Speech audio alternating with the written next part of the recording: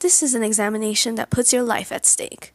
Answer a plethora of questions, pass the exam, and you may live.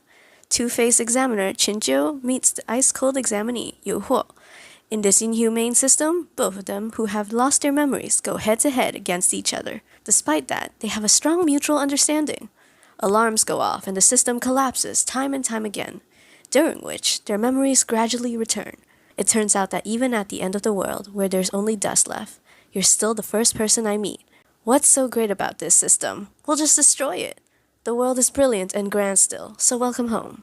Global Examination, or 全球高考, is a novel written in 2019 by author Musu Li, consisting of 166 chapters. Her other popular works are A Certain Someone, Pang Guan, and Unseen Immortal of 300 Years. Examinee Yu Huo is the cold, sleepy, and no-nonsense guy we are introduced to in the first chapter.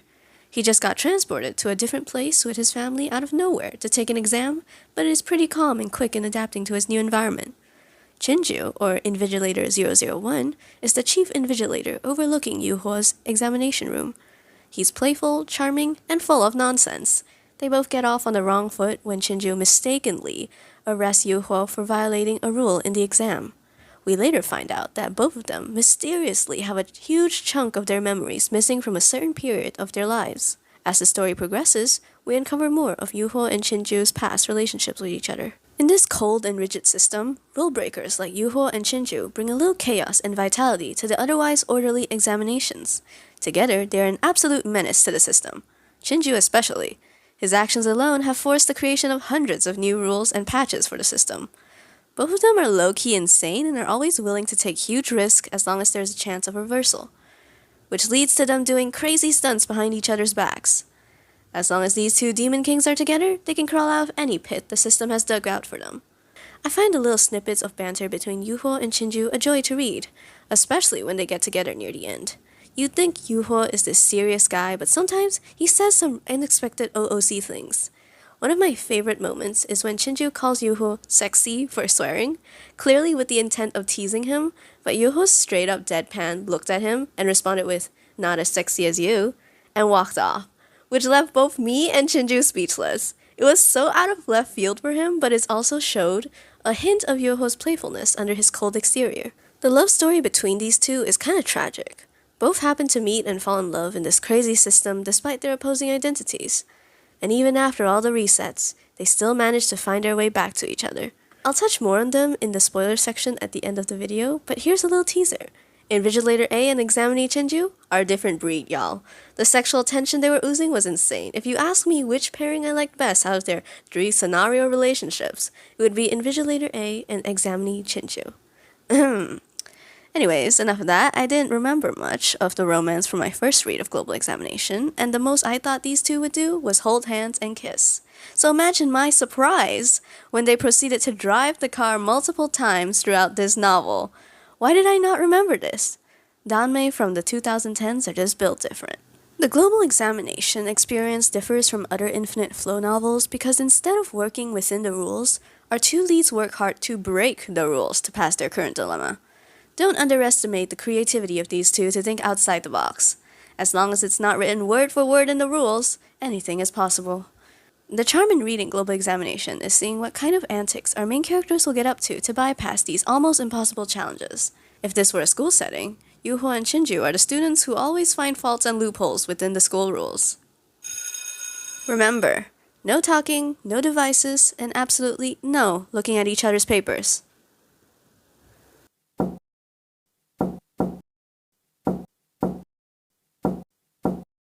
Are they Morse coding? Yu Huo, Qinju, what are you doing?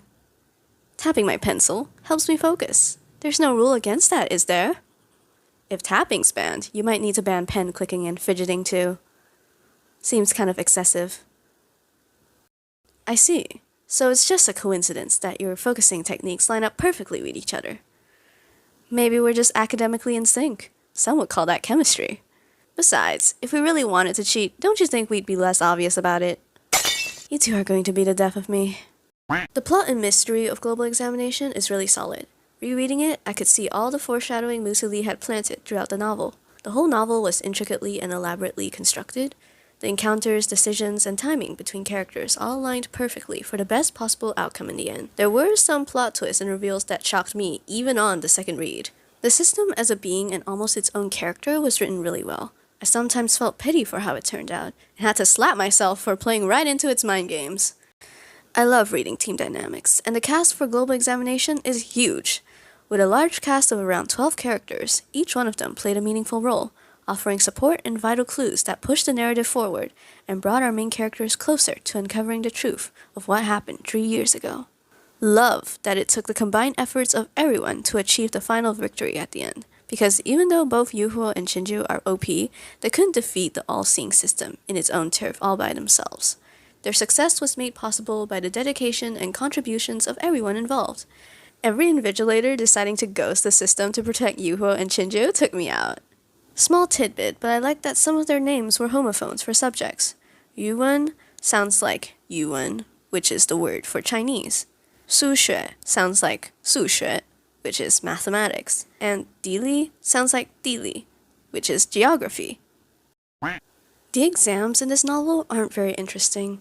There wasn't any particular exam I was looking forward to rereading, honestly. In my opinion, one of the cores of Infinite Flow novels is the instances they go through. To give an example, I recently reread Driller Trainee, and during my reread, I was looking forward to a majority of the instances. The school, carnival, and dice instances, to name a few. The story and game mechanics in these instances were immersing and interesting to read. I didn't feel that reading Global Examination. None of the exams really stood out as anything special with unique concepts or interesting stories. Even if there was, it wasn't explored further and was kinda surface level. Our two leads didn't fully immerse themselves in these stories either. One reason I can think of to explain this is because unlike a majority of Infinite Flow, Global Examination isn't really a story about survival, but a story about rebellion. The whole novel is about how Yuho and Shinju defy the rules and restrictions imposed by the system. Their goal was never to reach the highest score and leave the game, but to destroy the system entirely. So to some extent, it makes sense that the stories in these exams weren't that engaging, since they were going to tear it down and set it ablaze by the end anyways. The exams were never the main focus of the story. They were the backdrop that facilitated the discovery of mysteries and loopholes hidden in the system. Although the exams themselves weren't particularly interesting, I found that each examination arc highlighted the different stages in the evolving relationship between Yuho and Shinju. The first arc, in the snow cabin, started off with them being strangers trying to piss each other off. The second arc, which is the witch arc, they were frenemies where they don't really want to work with each other but have to. The third arc, the Arctic, is where they become friends with mutual understanding. The school cleanup arc is the crush / I'm starting to have weird dreams about you phase. The Duke's Manor is the I have straight up fallen for you, let me give you my heart and soul phase of the relationship. And the Mirror arc is the boyfriend status achieved. They have officially gotten together. In other novels, I feel the distinction is not that clear-cut, but in Global Examination, the progress bar for Yuho and Shinju's relationship is very obvious. This can only be attributed to Musuli's writing of not wasting a single arc to advance their relationship. Now it's time to get into spoilers. Let's talk about the 3 scenario pairings of Yuho and Shinju. First pairing, Invigilator A and Examinee Shinju. As I said before, this is the pairing with the most sexual tension. The forbidden love of Shinju falling in love with his mission target, and the chief invigilator falling for the rebel here to tear down the system. Every interaction they had carried an underlying tone of sexual tension, waiting to burst forth. Their scenes together in the confinement room were hot, to say the least. When little snippets of these moments started showing up, I still wasn't sure whether they really did it or not, but the addition of a shower room to the confinement room should have been a clear indicator. Unfortunately, their love story was cut short as they both ran out of time. Shinju getting kicked out and Invigilator A taking on severe punishment alone. A few months later, the second pairing came online with Invigilator A and Invigilator 001. Except it's not a happy reunion because Shinju got memory wiped, leaving our poor Invigilator A heartbroken. You'd think there'd be less conflict since they're both Invigilators, but nope. Politics between Invigilators leave them being on opposite sides again, damn it! But the mind may forget, but the heart still remembers. Shinju still falls for Invigilator A all over again, and his confession was so sweet. And And the system separated them again! Come out here, Musuli. How many times are you gonna do this? As the saying goes, third time's the charm.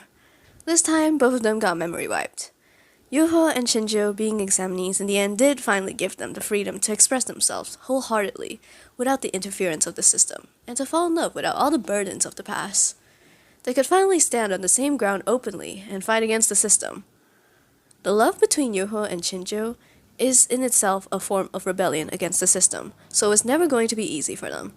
The fact that in the first two pairings they loved each other but still felt there was a certain distance between them is heartbreaking.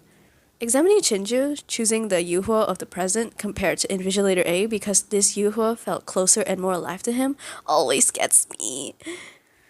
Not related, but I just wanted to mention it. In the Arctic art, I found it really sweet that they tried to hide their past relationship from each other because they wanted this peaceful time between them to last longer. A very clear sign that they started to care for each other already. If you made it this far, comment Invigilator blank your username, reporting for duty, so I know that you're a real one. Thanks for watching!